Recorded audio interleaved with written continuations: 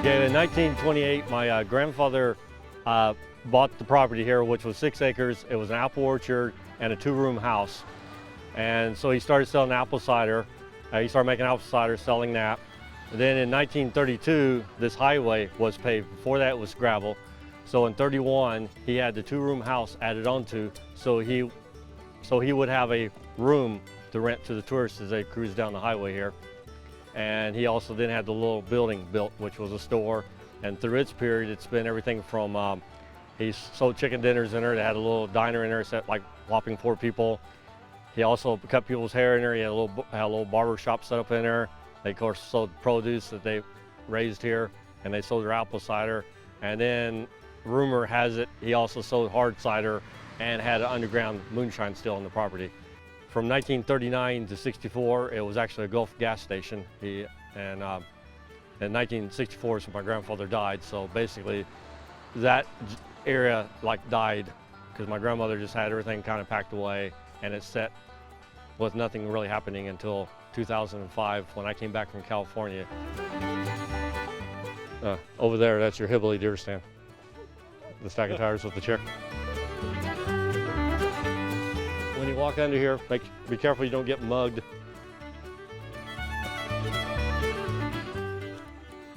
Okay, he's like going, well, this stuff's really bad.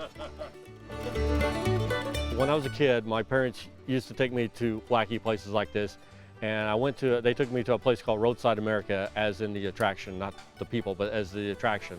And it was a massive room you walked into, and it was a miniature village, trains running, people, you push buttons, things move, dance. I mean, it was like fascinating to me. You saw this at once.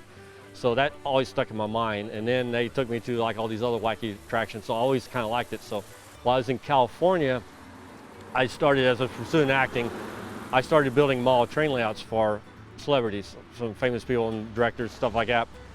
And I kept seeing these wonderful collections that no one else got to enjoy, which I thought was kind of like a shame. To me, it was a shame that people can hoard all this away and no one else can enjoy it.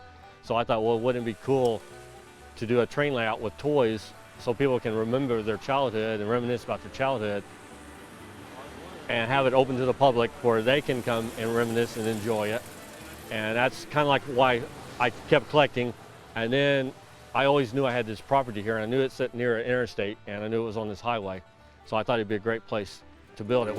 When people walk in here and go, oh my, I had that, I had this, I remember this, it's doing what it's supposed to.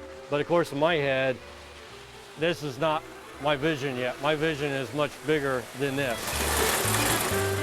Your hillbilly gymnasium, or workout room. This is our retirement home. Yeah, Bob's over, I drove all the way from Louisville for this.